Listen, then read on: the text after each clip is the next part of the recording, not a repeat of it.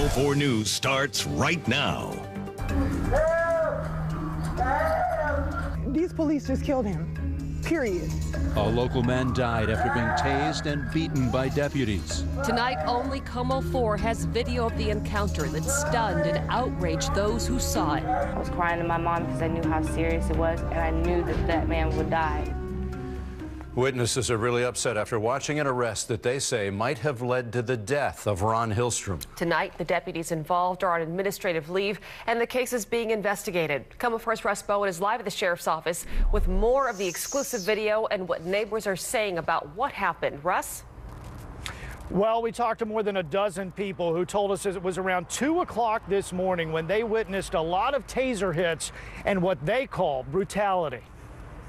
He was kind of running around like this. He was like, help me, call the police, call the police. He said a couple of these things like duck and cover, you know, oh, they're out to get me, they're trying to set me up. Ron Hillstrom's neighbors didn't know what was happening, but they knew he was having some sort of an episode in the parking lot of their apartment complex. I see 4 officers walking up on him, and they're like, it's the police. He's like, you're not the police. And he goes to run in a circle again. Soon as he comes back, the police, 4 tasers at one time on him. One cop had his knee right on his neck, holding him down. Another one was down by his feet, and 2 were on each side of him. And then they started beating him, right? And they just weren't done until he was dead. Dozens of people tell us the same story. On the ground, they kept on punching him and stuff. They believe this is what you are seeing and hearing in more than one cell phone video. Are they really hitting him like that?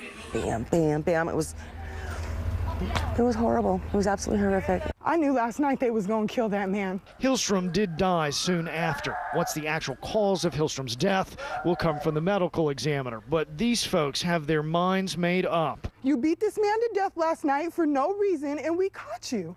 Period. The Pierce County Sheriff's Office says Hillstrom resisted and that he has a long history with law enforcement. What the video doesn't show is everything that led up to that point to where they had to physically get on him and strike him to try and put him into custody. No, he did not charge the police. He was just doing what he was doing before the police came. I don't care if you are like that. You don't get beat to death like that. The way they just did this man. Now, residents at that University Place apartment complex also tell us that Hillstrom did have a screwdriver in his hand, but he did not try to use it as a weapon.